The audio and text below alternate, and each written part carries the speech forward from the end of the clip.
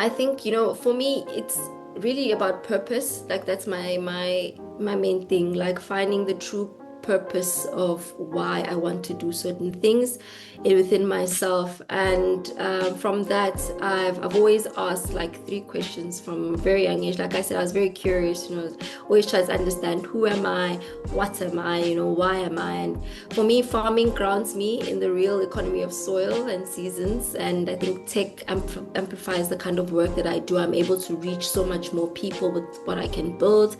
And the sustainability work is the true, core, the true guardrails. It's like the philosophy of what I do. It's a compass. It keeps the decisions aligned with dignity and service. And I'm specialized in my diversity, I would say.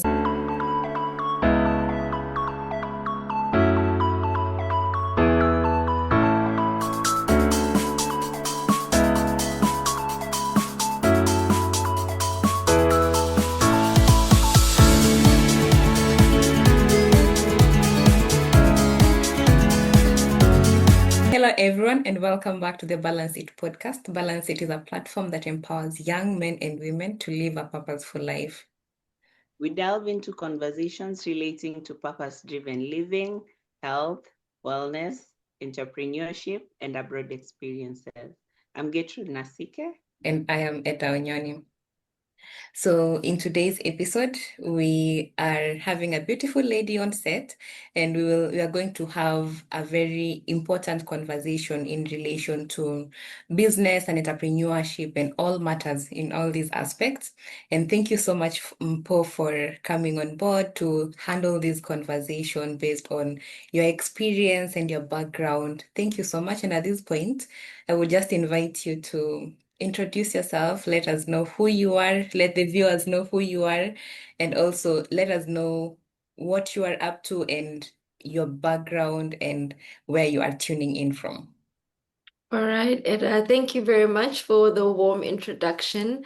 And also thank you for inviting me to your podcast. I'm very much interested to get feedback from your listeners. It's really nice to have a new community and a new network of people to engage with. So I'm very much excited and I'm looking forward to meeting new people, especially if, we are in Budapest sometime together. But in terms of introduction, I am Mpho Matsabatemala. I'm originally from Johannesburg, South Africa. And as mentioned, I'm now based in Hungary. Maybe to describe myself, I would say I'm very curious. I've always been driven by it. I've always wanted to know how the world works, why systems behave the way they do, and how money and science shape the outcomes of today. And that path led me to starting my own business and being a co-founder of Data Immigrants.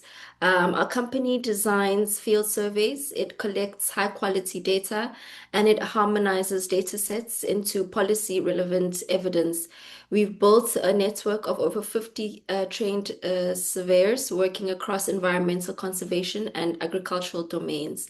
So, alongside tech, I'm a regenerative organic farmer for 5 years and counting, which keeps me grounded and in real world constraints. As a software engineer, I also advocate eco-conscious, energy efficient software practices. I also contribute to community initiatives like the World Food Forum Stakeholder Network.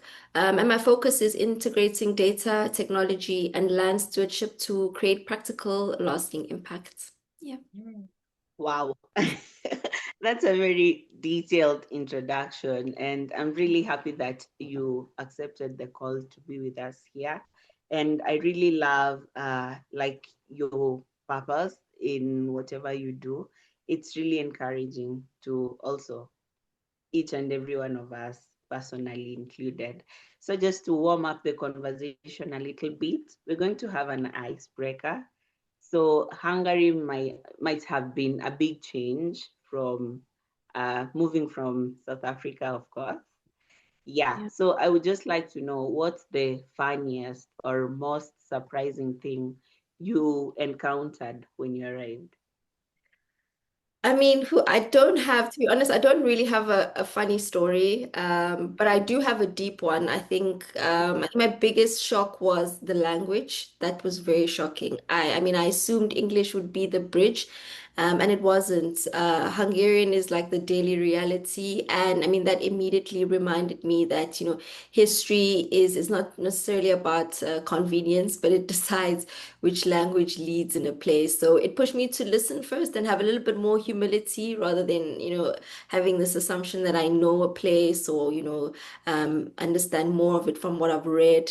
I've also had to unlearn, some inherited narratives. Growing up in South Africa, we all often view the world through like this sort of defensive lens or a secondhand kind of stories from what people tell you.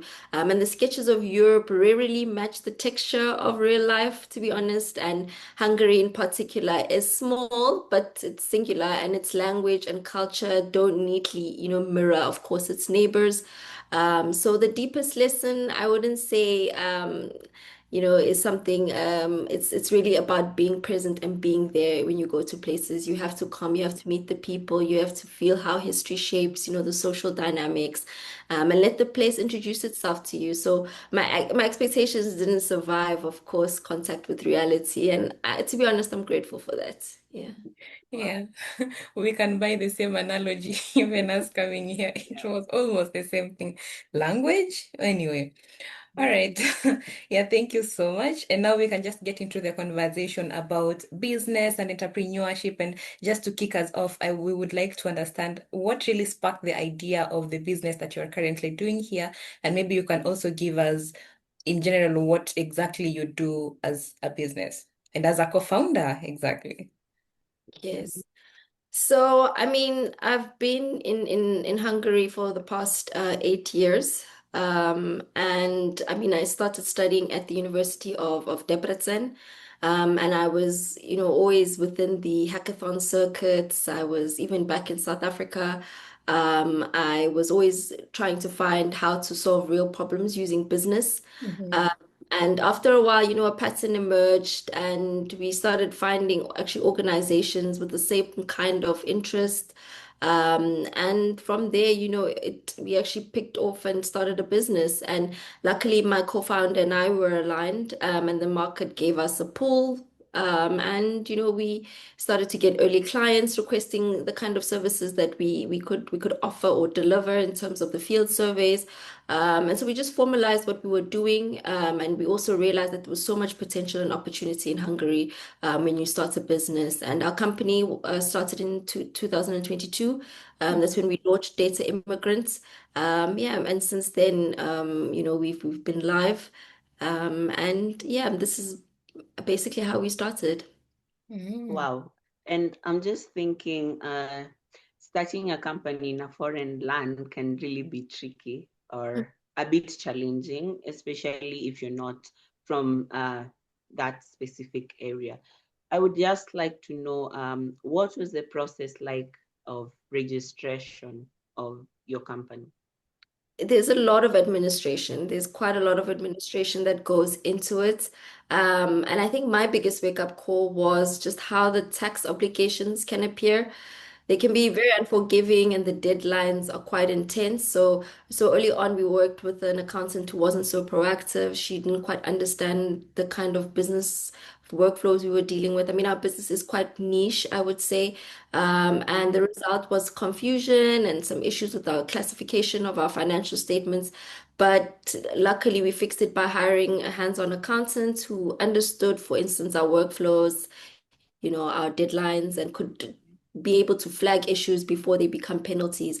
So I think the lesson learned in Hungary, you have to really have a great accountant, because just if not, it's going to be very difficult. The language is also an issue. The authorities also have a different kind of approach to how they tell you that you owe money. It's not necessarily like maybe you get a post or you get an email or SMS. It's usually like sometimes a notification, and if you don't get it or pay it in time, you already have penalties on hand, and you can't really argue things here in Hungary, unlike South Africa. If in South Africa, it's a bit lenient. You can argue and ask for forgiveness, but here it's like the law is the law. Yeah. Mm. And how because you've talked about you had now an accountant who was not proactive, and now you've got somebody who was proactive. We had a conversation actually last week about building a team as an entrepreneur. How were you able to actually build or like get somebody who is proactive and somebody who understands the niche of the business? Yeah, I think having peers within, your whether it's your community or your network, because I mean, our accountant, for instance, we found it through one of the surveyors that we were working with. He was also involved in a project before, and he found knew this lady, and he was saying that she was very well versed just in different transactions. So I think being able to move within your community, your network, and find people is very important. And like I said, luckily my co-founder was Hungarian, so it was much easier to play that Mhm. playing field and to get to know the region more. And I think business is really about knowing your location. You need to really know the location that you are working in. And luckily enough, through referrals and connections, we were able to really find this lady. And ever since then, we've had an amazing experience with her, and she's able to even assist us, with tax cuts. Even for instance, you get your VAT back after a year that's been collected through your transactions. She was able to Mhm. also suggest interesting things for us. So instead of paying, let's say, a monthly taxes to the authorities, we could use that VAT that comes back as just a reservoir fund for that, so that we don't pay tax at least for the whole year this year. So, and I mean that the kind of accountant we had before was not so proactive in giving suggestions like these. So Mm. yeah, networking is Oh, yeah. Mm. wow, that's really well elaborated. And just in relation to that, I would just like to know, uh, founding a company in Hungary, and you've said you've been in Hungary for like 8 years, and the company started in 2022. How has it been for you guys building that brand to where it is right now? What Yeah, has really worked for you? I think what I can say what doesn't work, which is the part that Okay.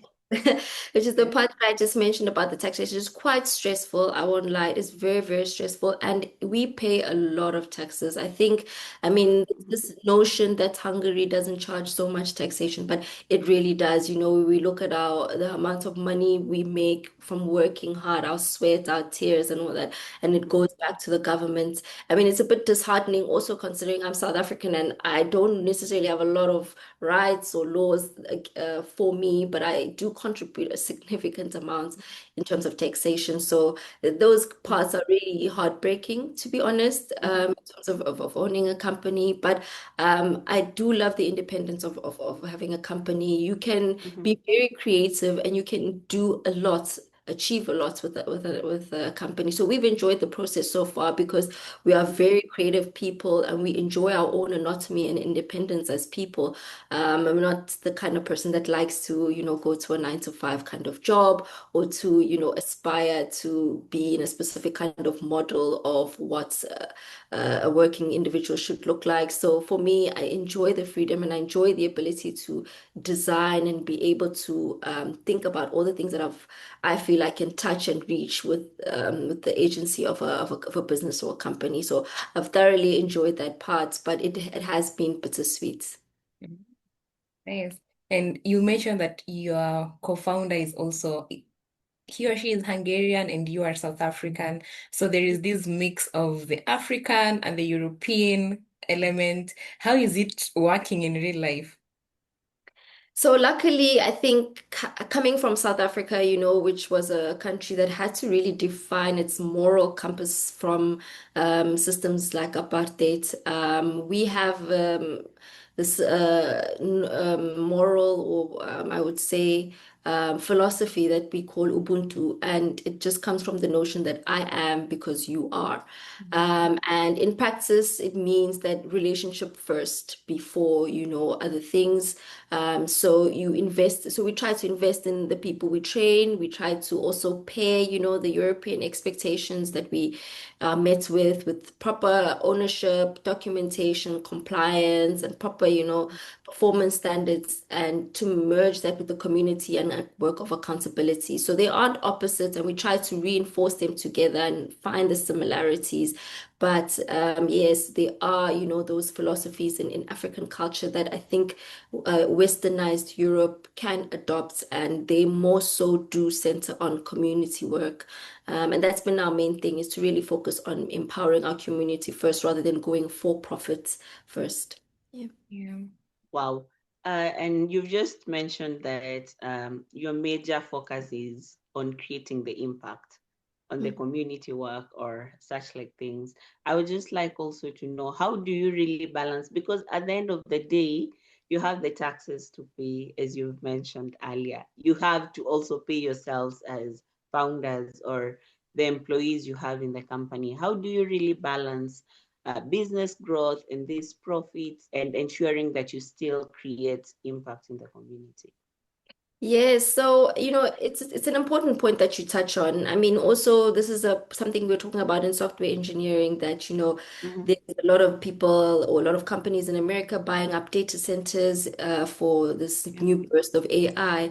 And if done right, the technology has evolved over the years, where we have concepts like virtualization now, where you don't need Mm-hmm. physical centers or data Yeah. centers. Now you can use software to be able Mm-hmm. to extend the amount of space that you need. So, and that comes just from taking things slow.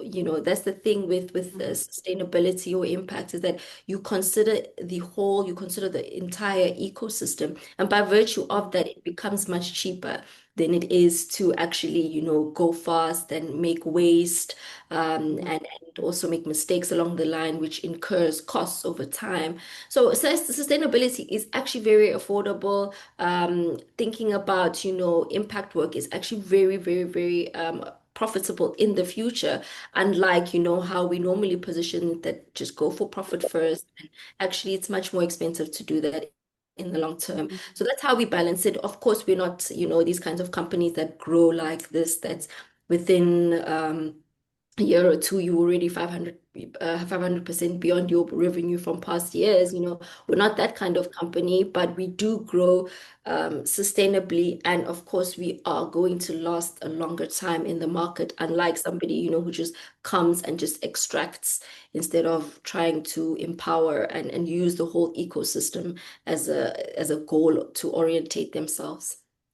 Mm. So if you could just give, because on this platform we are also more about purpose and just having purpose-driven initiatives, and I can see the purpose in you even when you are communicating. So if you could just tell us, what is the purpose of your business? By purpose, do you mean like what we want to achieve, or in terms of like our vision, maybe? Let's talk about the vision. The vision. I think, in the long run, we want to fix the food system. We want to make the food system a better place. And it's quite, I mean, it's like a Goliath, a David versus Goliath kind of conversation. The food system is something that's been feeding people for a very long time. And it's like, how do you sort of hit the hand that feeds you? But there are many problems. And I think a lot of people don't even know that there are many problems. But they are the reason, because there are problems, is because of the economic structure and nature in which the food system is designed. So our main thing is really to have people at least have healthier lifestyles through the food that they have nutritious food, and it can also benefit the environment too. So we have a richer environment where it's biodiverse, where there are no vulnerable people at risk of experiencing droughts, experiencing fires, or any climate change related issues. So for us, that's, I think, our main long game vision. Yeah. And is your target market only in Hungary or also worldwide? So the people our customers that we currently work with is global. It's EU wide, actually. Currently, we would love to extend it to be something, of course, global, but more so, I would say we are EU wide currently. And our work is in surveying. Right now, the project we're working with the EFSA, we are working in Croatia, working in Poland, and we're working in Slovakia. And usually, yeah, we work around EU. So yeah. Mhm.